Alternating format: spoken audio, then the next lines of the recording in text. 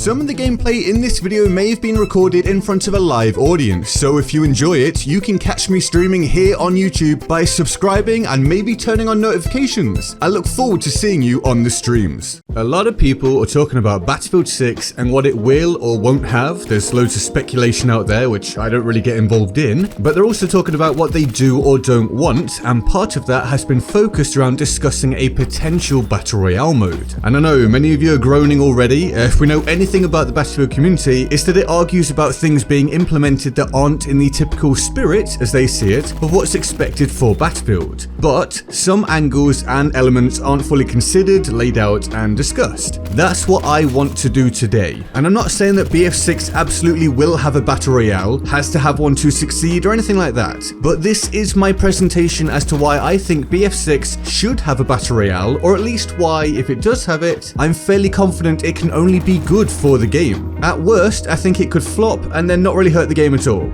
Please just hear me out, as a lot of how I feel might line up with exactly how you feel, and yet I'm still hopeful for what might happen. Now, if you're new here and or enjoy the video, I deeply appreciate you subscribing for more. Thank you so very much. Now, I could have gone and grabbed Firestorm footage for the background gameplay, but do I really want to spend multiple hours hunting down maybe 7 people on a huge map? No, I do not. And a significant part of this video, I'm sure, is going to be trying to convince some of you that Firestorm doesn't have to represent the fate of any and all Battlefield-based Battle Royale modes or other alternative modes. And I've placed timestamps in the description to help you to get to the bits that matter to you, or you can just watch the whole thing.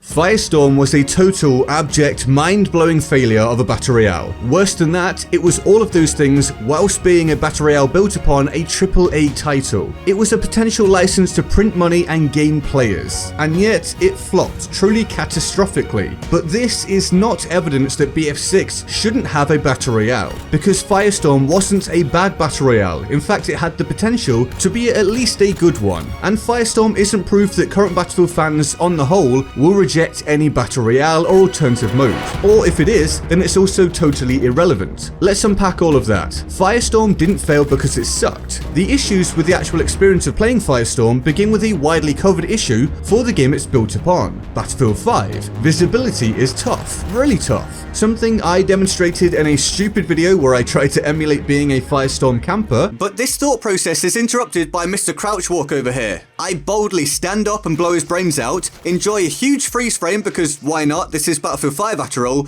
and get comfy back in my hiding spot. It's no time at all though before my next prey turns up. I dispatch him without too much trouble and I'm up to 7 kills without having really done very much, other than obviously the super skillful lying down stuff. Then as well as this, it was kind of buggy, it had a poor loot management system, and generally wasn't supported by DICE after Criterion handed it over. Basically, if you don't properly support something, it can't possibly succeed. Criterion did a great job with Firestorm. DICE did not, likely because BF5 already had so many problems that Firestorm simply wasn't a priority. Should Battlefield 6 not be a total mess, which it really shouldn't be if DICE want this series to continue much longer, then that doesn't have to be the same story this time around. Also, because there should be another key difference. Myself and many other creators, as well as just other members of the community, warned of Firestorm's failure very early on. It was obvious, and it should have been obvious to DICE. If you release something that you have to purchase with actual money into a market dominated by competitors, many of which offering a free product, are you likely to succeed?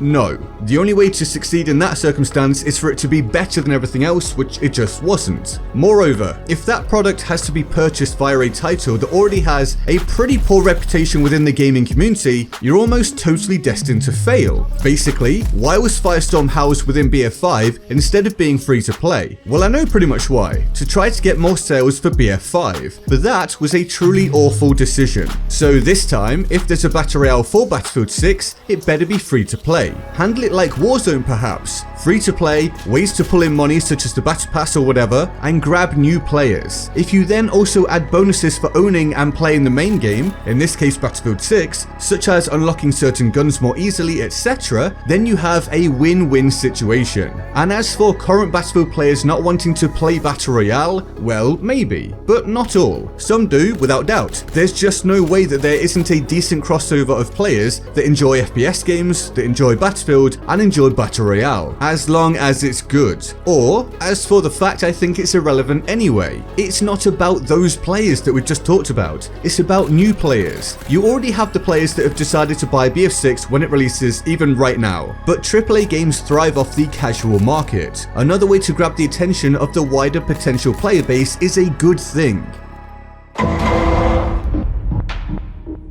So lots of you don't like Battle Royale, I understand, so you've got no interest in playing it, that's fine. But you like Battlefield, and thus anything that helps Battlefield, that grows Battlefield, that secures its future, brings in more money for development, expansion, and creativity is a good thing, right? Let's expand out a little. Where would Fortnite be without the Battle Royale mode? Well, it'd be dead, I'm certain of it. For those of you who aren't aware, Fortnite began as Fortnite Save the World, a PvE based game of survival and base building that many people weren't and still aren't aware of. Fortnite gained immense success with Battle Royale. Or let's look at Call of Duty, Warzone, right? What do people talk about? What's YouTube full of? What did so many Battlefield creators switch to? Modern Warfare or Cold War? Well, no, not really, it's Warzone. Warzone brings in the players, brings in the creators, and brings in the money. Call of Duty has had kind of an up and down ride, at least in recent-ish years. Never ever in true sustained danger of dying off, but there've definitely been some problems at times. But with Battle Royale, beginning with Blackout, it's ascended to the very top of the totem pole once again. One of my friends literally bought the main game so he could get hold of the guns for Warzone more easily. A story that's likely replicated many times over around the world.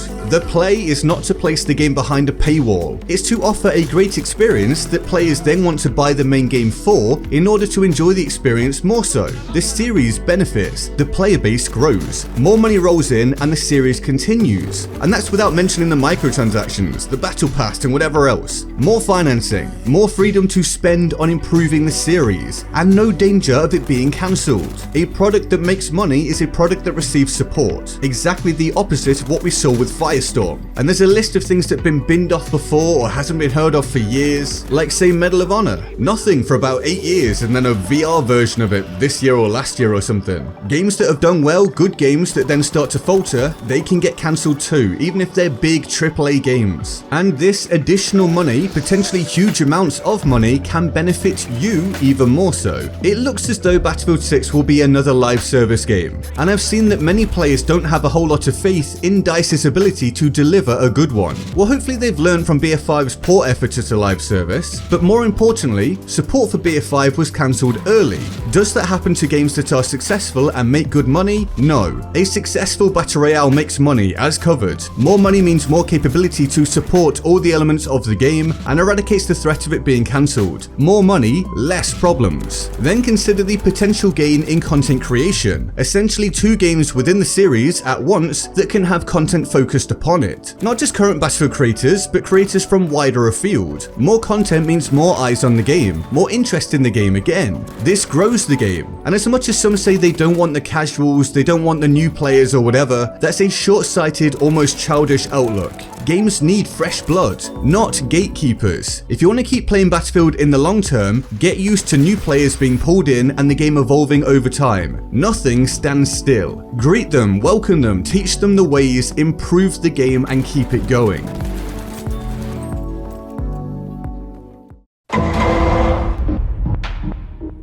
Battle Royale is dead.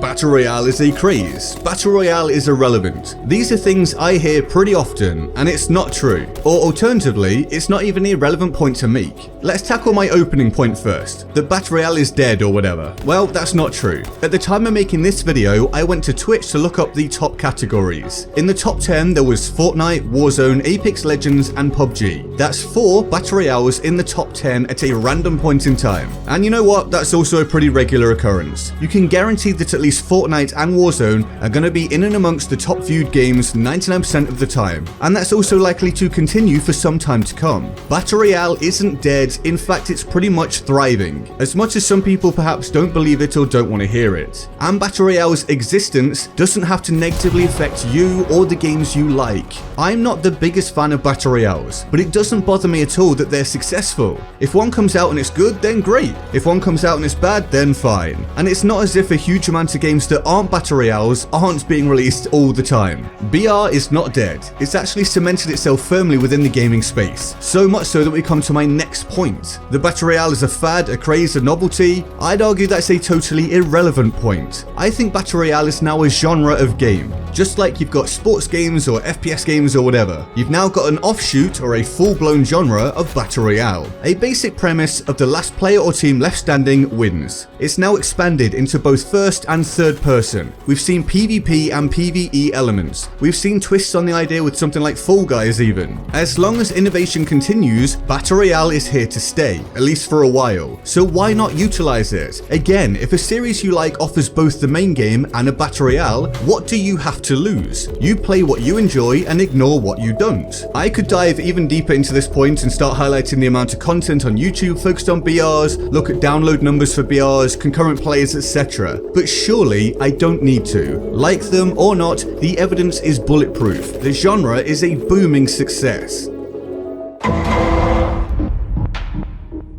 Remember I said at the start of the piece that Criterion were responsible for pretty much everything good about Firestorm? Well, this is a large part of why it appears that BF6 might receive a Battle Royale mode or some kind of alternative mode aside from the standard multiplayer. It's recently been announced that the next Need for Speed game is being delayed until 2022 as Criterion are now supporting DICE on Battlefield 6, so potentially working on a Battle Royale or some other alternative mode, meaning that the usual complaints that DICE should focus on the main game and not the BR mode would not be relevant. I must add though, as stated at the start, it may be that we don't get a Battle Royale, and so we're just talking about being open-minded and utilising potential gains. Well, another consideration that I haven't really seen covered is that Criterion might not be being brought in for the Battle Royale. They may be being brought in purely to support the game after having done well with Firestorm in BF5. And this again seems great. If it's just to support BF6 on the whole, then that's a good thing also. The more support the game has, the better it should be. We want BF6 to be awesome, so either way, this doesn't hurt BF6. Now, the very slight concern I do have is that perhaps, and I'm assuming and hoping this isn't the case, Criterion is being brought in because DICE are struggling. Battlefield has had a long history of messy development, of rushing to get things finished, stuff that often isn't published for the public to hear about.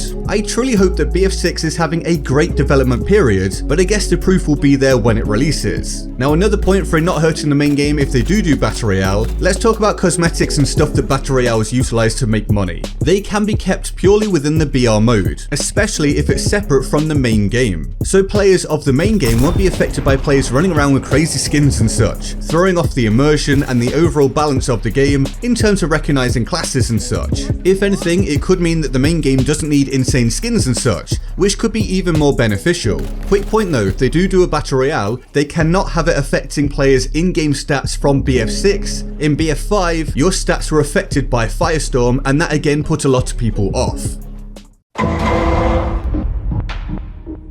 In truth, you nor I know if Battlefield 6 will have a Battle Royale, whether it will have some other alternative mode, or whether it will just be the standard multiplayer experience. But that's not really the important point here. The point is that embracing what can be beneficial for the series is a positive thing, and sometimes it takes looking beyond our own bias. It requires looking deeper, looking past the surface level, and objectively weighing up the possibilities. Either way, I truly hope BF6 ends up being an absolutely massive success. Imagine if they release a phenomenal reveal trailer, potentially then followed up with another fantastic reveal trailer for a separate BR mode. Whether we get both of those or purely the former, I truly want the dip of Battlefield 5 to be followed by a huge upward surge with Battlefield 6, and how the game itself or a BR mode will be handled after the initial release and honeymoon period, well, that remains to be seen. I don't wish to get involved in massive speculation, but I will say that I feel there are reasons to be at least hopeful whichever direction they choose to take the next installment of Battlefield in. And with that, you have my presentation of my thoughts and analysis for this subject matter. This was a Get Good Guy video essay, and now let me know what you think about any of it in the comments below. If you enjoyed, hitting like and subscribe for more content to help the video to spread and to push me towards that 70k subs goal would be awesome, thank you very much. Plus, all of my social media is listed in the description to keep you up to date with streams and videos such as on Discord, Twitter, Instagram, etc. And this video was obviously also brought to you by the epic people on the Board of Awesome who support the channel via Patreon, as well as the channel members who have decided to support me via the join button below. Thank you so much to each and all of them. And with that all said, I'm GetGoodGuy and I'll see you next time. Laters. Sometimes it's just a case of discoverability being poor, so you have no idea that actually they're still providing something you likely can enjoy. And this will all blow back up again to a massive degree come Battlefield 6, of course, especially if it turns out to be good, which, oh my god, fingers crossed it is. Please let Battlefield 6 be good.